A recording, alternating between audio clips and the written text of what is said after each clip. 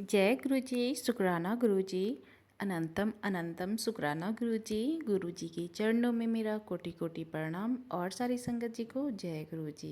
तो संगत जी, हर दिन की तरह आज फिर से मैं एक नया सत्संग लेकर आई हूँ और वो सत्संग बहुत ही ब्लेसिंग भरी सत्संग है। तो सत्संग को पूरा सुनिएगा, अंत तक सुनिएगा और गुरु जी की ब्लेसिंग लीजिएगा। तो चलिए सत्संग को शुरू करते हैं। जय गुरु जी, शुक्राना गुरु जी। मैं अपना सत्संग शेयर कर रही हूँ। मेरे पति अंकल जब 1 महीने के थे तब से अपनी नानी के घर रहते थे। जब वे बड़े हुए तब भी वे नानी नाना के घर ही रहते थे।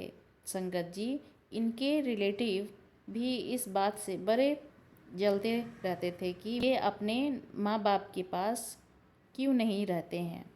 इस चीज़ का फ़ायदा रिश्तेदार उनके मामा मामी नाना नानी को मेरे पति अंकल के खिलाफ भड़का कर उठाते थे।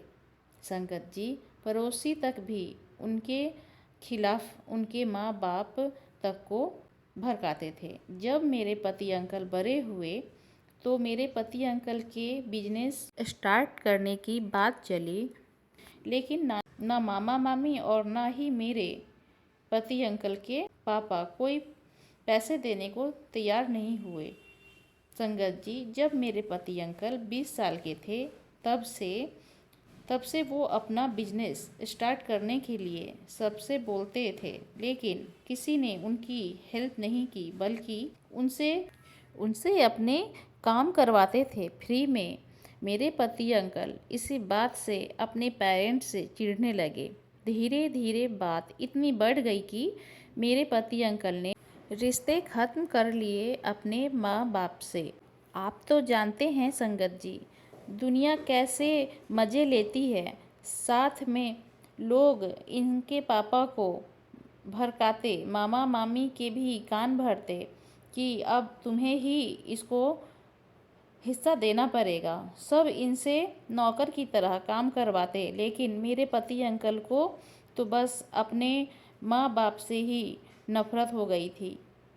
फिर जब ये 28 साल के हुए 2024 में और मैं इनकी लाइफ में आई, तब मैंने इन्हें समझाया कि मामा मामी ने आपको रखा है बचपन से, लेकिन बिजनेस खोलने की जिम्मेदारी तो माँ बाप की होती है। इसमें मामा मामी क्यों पैसे देंगे। वक्त के साथ साथ मुश्किलें बढ़ीं। मैं गुरुजी की 2024 में ही भक्त बनी हूँ।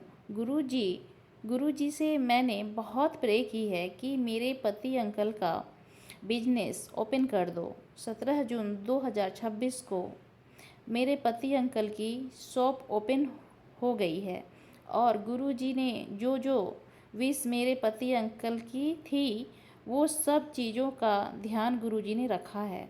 मेरे पति अंकल चाहते थे कि वो अपने घर की शोरूम में ही बिजनेस स्टार्ट करें, बट 3-4 साल से उनके फादर जिद पर अड़े थे रेंटेड शॉप पर स्टार्ट हो बिजनेस। लेकिन गुरुजी ने मेरे पति अंकल को अपने शोरूम में ही बिजनेस ब्लेस किया और जो बिजनेस मेरे पति अंकल चाहते थे वो बिजनेस ही करवाया। गुरुजी का बहुत बहुत शुक्राना। दूसरी विश मैंने ये मांगी थी कि मेरे पति अंकल भी अपनी फैमिली के साथ नॉर्मल लोगों की तरह रहें।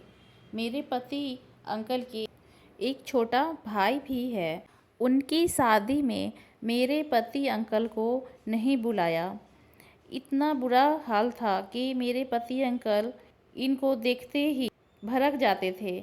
मैंने गुरुजी से बहुत अरदास की कि मेरे पति अंकल का रिश्ता सही कर दो अपने भाई के साथ और अपने माँ बाप के साथ भी। गुरुजी ने मेरे दोनों काम बनवा दिए। आज मेरे पति अपने शोरूम पर जाते हैं तो लंच भी अपने माँ बाप के साथ करते हैं। उनके पापा भी मेरे पति अंकल का बहुत ख्याल रखते हैं। छोटे भाई से भी मेरे पति अंकल अच्छे से बात करते हैं। शुक्राना गुरुजी, बहुत बहुत शुक्राना।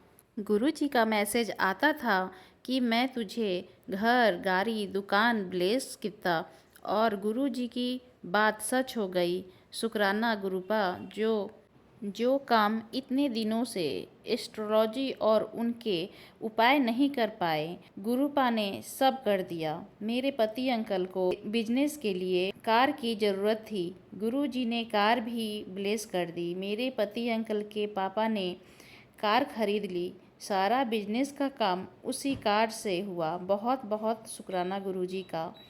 बस गुरुपा अपना हाथ ऐसे ही मेरे पति अंकल पर बनाए रखना, उनके बिजनेस में तरक्की करना।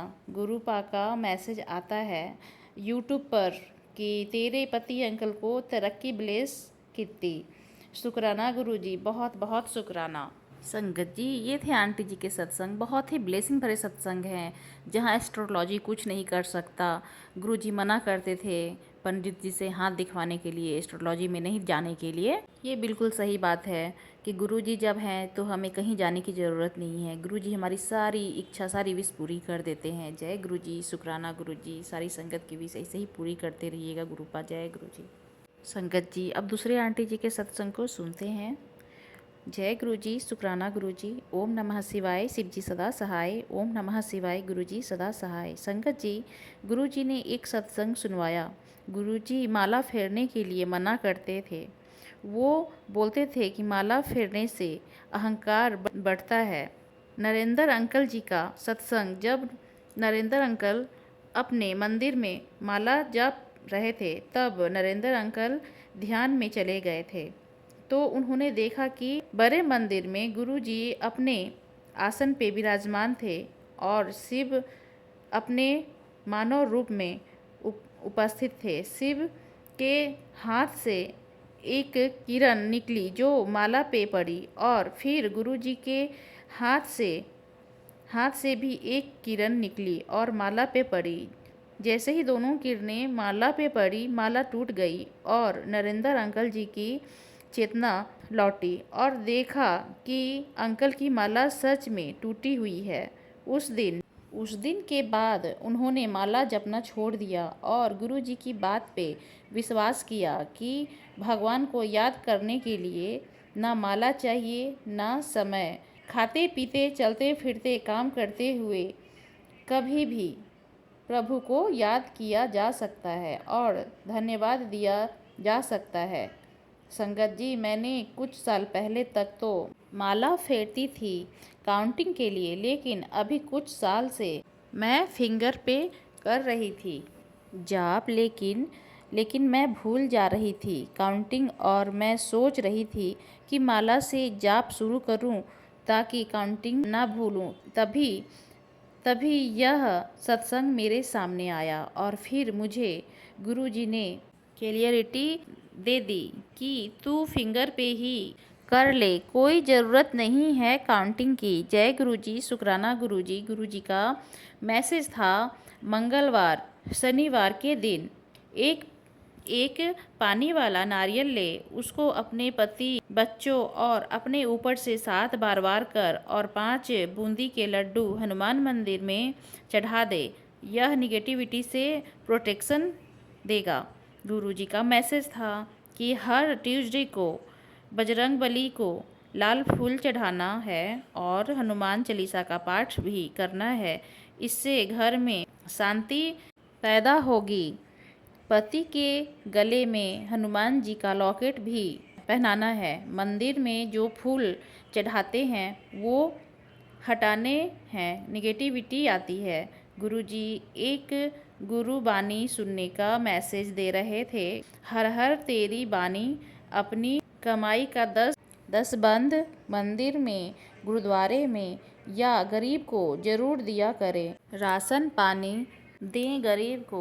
सुखमनी साहिब का पाठ करना है संगत के बीच में बैठ के। आपने बोला था गुरुजी तेरे काम बनने शुरू होंगे और वो थोड़ा थोड़ा विजिबल हो रहा है गुरुजी का मैसेज था कि तेरा पति अगर कोई पेपर पे सिग्नेचर करने को बोले तो मत करना और उसके साथ दुर्व्यवहार भी मत करना। उसके साथ तू अच्छे से रह। किसी से बिना पूछे किसी पेपर पे सिग्नेचर मत किया करना और उसके साथ साथ सिर्फ सबूत इकट्ठा करते रहना और बहसबाजी मत करना। जय गुरु जी, शुक्राना गुरु जी हमारा मार्गदर्शन करने के लिए। अब मैं अपना सत्संग यहीं समाप्त करना चाहूँगी। कोई भूल चूक हुई हो तो क्षमा कीजिएगा। सबदा भला हुए रे, सब ते मेर की वर्षा हुए रे। जय गुरु जी, शुक्राना गुरु जी। संगत जी, ये थे आंटी जी के सत्संग सुनाने में, सत्संग पढ़ने में मुझसे जो भूल चूक हुई है मुझे क्षमा कीजिए गुरु जी, क्षमा कीजिएगा संगत जी। अब मैं सत्संग यहीं रखती हूँ, फिर मैं आऊँगी अगले सत्संग के साथ।